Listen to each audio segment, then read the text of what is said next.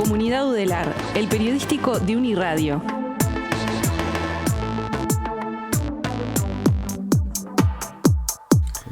Vuelve Enlace Químico Post-Turismo y vuelve Soledad Machado. ¿Cómo andás, Sole? Bien, muchas gracias por recibirnos una vez más. Me he olvidado completamente. Yo me tomé turismo así. Dije, no preparo nada. No pasa nada. Y el domingo dije, el martes voy a la radio. Esto es como cuando te acordás que tenías que hacer una cartelera para geografía, ¿viste? El domingo de noche después de turismo. Bueno, igual. Estamos todos igual, no te preocupes. Está bien, pero bueno, empezó el año, llegó el último ciclista. Ahora acá sí, estamos. empezó el año. Ayer con Ramiro felicitamos al último ciclista por ser, la indicación de que arranca el año. Pero no viniste sola. No vine como sola. De costumbre.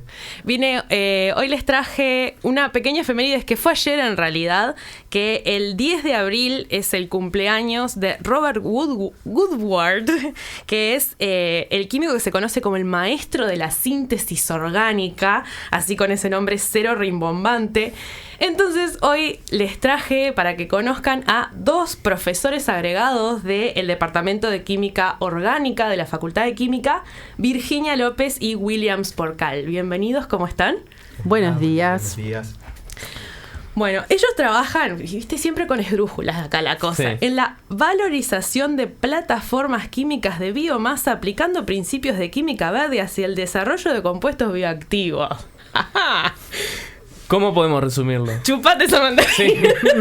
Así lo podemos resumir. Lo podemos resumir y lo consulté con ellos con: la basura de una persona es el medicamento de otra. Ahí va, eso decía hoy en el arranque del programa. Me habías puesto eso y yo dije, bueno... Para generar expectativa. Claro, te voy a pedir que desarrollen, les voy a pedir que desarrollen. Sí, entonces les vamos a pedir a ustedes que nos cuenten un poco qué es la química verde, qué es el problema que ustedes en conjunto están tratando de resolver, así que el micrófono es de ustedes. Bueno, buenos días nuevamente y en primer lugar gracias por la invitación y por este espacio para poder difundir un poco la investigación que hacemos desde la Facultad de Química y también del Instituto Pasteur de Montevideo. Qué gran resumen, ¿eh? Tal vez es mejor que el nuestro. Se los presto. Nosotros en realidad, como químicos y en especial en el área que trabajamos, como decías tú, de la química orgánica, para también hacer como una analogía de algo que se entienda más, somos como arquitectos y obreros que tratamos de diseñar y construir edificaciones químicas, ¿sí? Es decir, moléculas, ¿tá? O nuevas moléculas. Y en este caso en particular nos interesa a nosotros desde hace muchos años que esas moléculas tengan una aplicación en el campo, en este caso, de la salud humana y salud animal, ¿no? Que puedan ser bioactivos y con estudios poder llegar a ser potenciales medicamentos. Y a partir de eso, también surge hace muchos años nuestro interés y un poco una filosofía de trabajo que es trabajar de una manera sustentable o también llamada verde, ¿no? Uh-huh. Asociado a la química en este caso. Ahí va.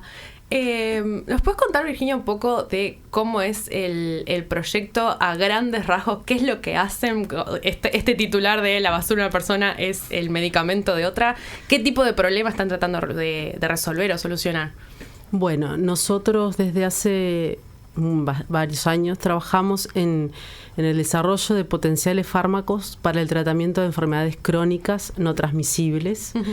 Y hemos los estudios que hay en la vuelta de otros grupos y propios nos dicen que estas enfermedades tienen en común una inflamación crónica que no se ve a simple vista, como puede pasar cuando nos golpeamos o nos lastimamos, que se pone rojo, que nos duele, que está calentito, sino que es algo que está ahí, que no se ve, pero que de alguna manera provoca que tengamos enfermedad, como puede ser enfermedades cardiovasculares, que es la principal causa de muerte en nuestro país y en el mundo, el cáncer, enfermedades neurodegenerativas. Entonces, con esta mirada empezamos a trabajar con potenciales fármacos antiinflamatorios, uh-huh, que ataquen esa inflamación.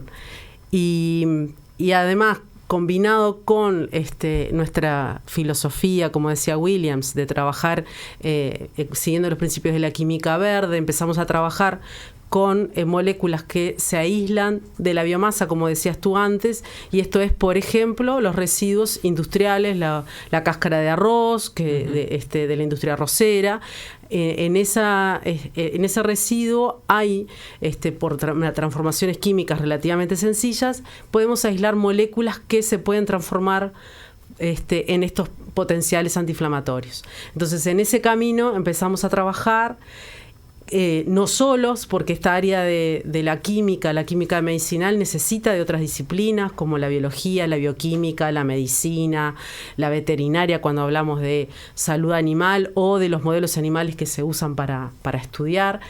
Entonces, tenemos un equipo grande que involucra tanto a la Facultad de Química como al Instituto Pasteur, que nos ha permitido avanzar en este trabajo, conocer gente joven y emprendedora que nos llevó por el camino de crear una startup y empezar a valorizar esas moléculas, ir más allá de la mesada, de la academia, y trasladarlo a la industria, y con apoyo de inversores privados, logramos, o estamos ahora, luego de 6-7 años de trabajo,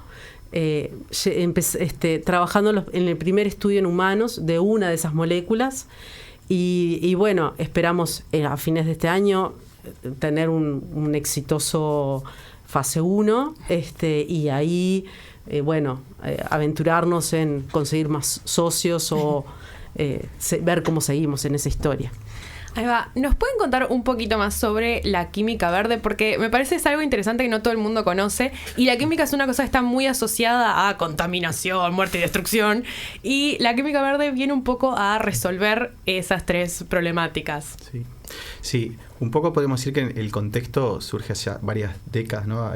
Casi que a principios de los 90, a finales de los 80, con un concepto más amplio que es la sustentabilidad, ¿no? Es decir, por ejemplo, el satisfacer nuestras necesidades del presente, pero sin comprometer los recursos que tenemos para las generaciones futuras. Entonces, eso es algo que a nivel internacional, mundial, en una congregación que sí se hizo a finales de los 80, se manifestó el desarrollo sustentable, ¿no? Y dentro de eso, rápidamente, obviamente, que la química sustentable no quedó fuera, y es una parte importante porque la contaminación que se produce en la química es muy importante, y realmente se ha tomado muchísima conciencia en eso. Y en ese campo de la química sustentable surge la química verde, que en realidad no es un área en sí de ciencia, sino que es una filosofía de trabajo dentro de la química, ¿no? Es decir, de ser cuidadosos con el medio ambiente, respetuosos, de tratar de investigando, desarrollar condiciones que no generen o eliminen, ¿sí?, sustancias peligrosas para la salud humana, animal y para el ambiente. Entonces, tratando de esa filosofía y valiéndonos de 12 principios que dos autores que desarrollaron el concepto de química verde, ¿no? Paul Anastas y John Warner.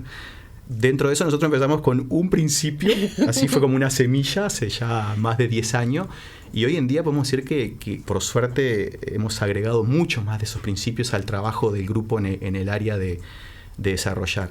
Y de ahí un poco surge también hoy en día, en el área nuestra de química orgánica, es tomar de la biomasa, es decir, de desechos de biomasa industriales, forestales, como decía Virginia, la cáscara roja es un ejemplo, pero hay muchísimos otros, que eso es una fuente de energía y de carbono renovable. Claro. Tenemos claro que el petróleo, que es la fuente de carbono que tenemos de ahí, tiene los años, las décadas contadas.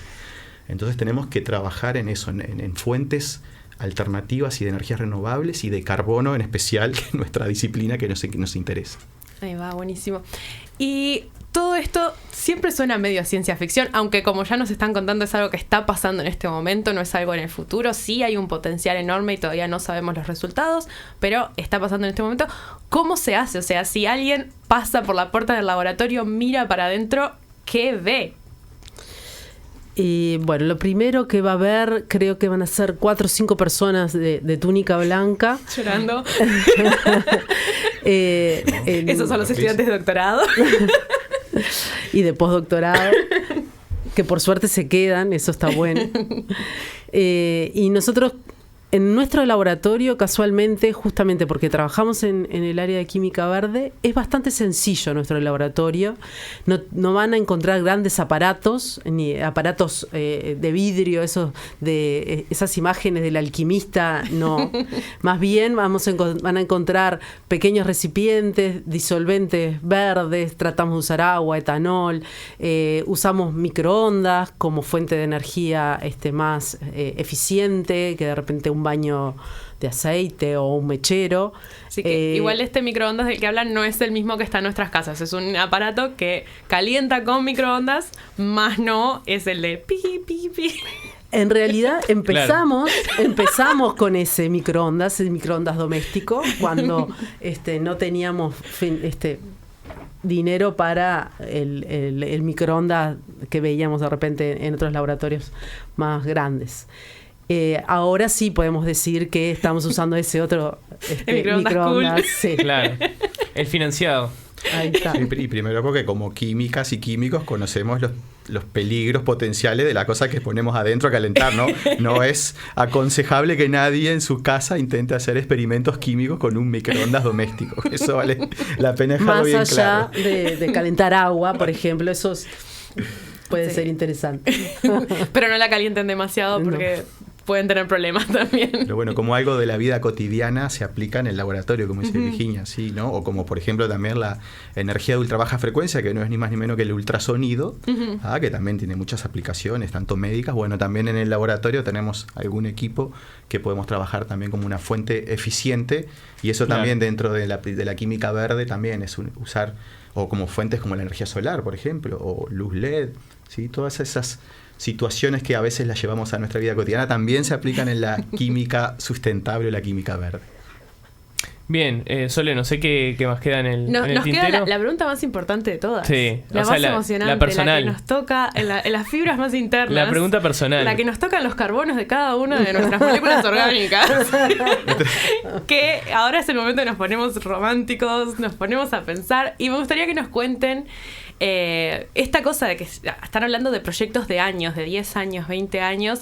¿Qué hace que ustedes se levanten de mañana y 10 años después, 20 años después, sigan yendo a Facultad de Química al laboratorio a seguir con sus proyectos?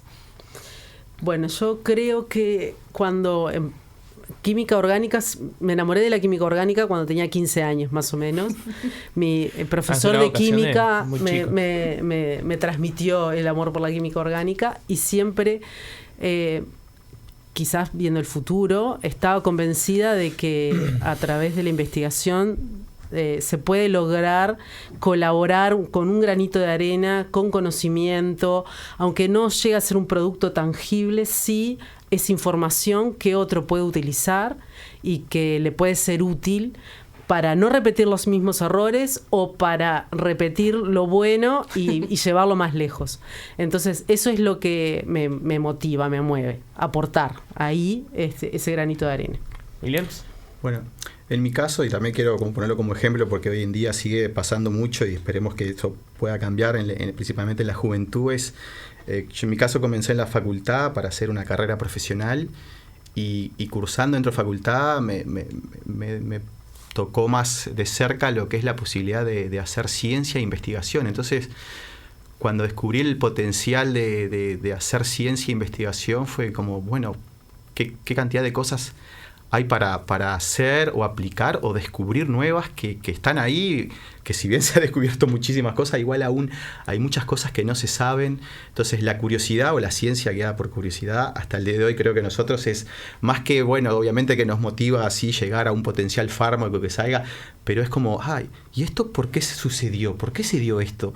Porque nosotros pensábamos que era de una forma y se dio de otra, entonces al otro día ya pensamos y bueno, tendríamos que hacer tal experimento para comprobar si fue así. Entonces eso creo que es algo que cuando sos niño y también jugando, y lo vemos, la motivación y la curiosidad, y luego lamentablemente por muchos factores se va apagando, disminuyendo, pero realmente en la ciencia hay mucho de eso y hay mucha cosa divertida también, y creo que también nosotros a nuestra manera tratamos de que eso también, claro, de que no seamos solo esa imagen de las químicas y químicos locos dentro de un laboratorio solitos, sino de locos también pero en grupo. de llevarlo más ahí, de hacer cosas que obviamente sean que nos motiven, que sean desafiantes, conocer, plantearnos. Y bueno, si dentro de eso se puede hacer buena ciencia, seguramente de esa buena ciencia pueden salir aplicaciones como las que comentaba Virginia. Bueno, muchísimas gracias. Me encantan estas respuestas, por eso hago esta pregunta. Sí. Muchas gracias. Siempre está bueno Virginia. cerrar con esta pregunta. Sí, es lindo por acompañarnos hoy. Gracias, Camilo. Bien. Y nos vemos en 15 días. En 15 días. Sole, muchísimas gracias, a ambos por estos minutos acá en Uniradio. Gracias a ustedes. Ya sigue Comunidad Udelar, el periodístico de Uniradio.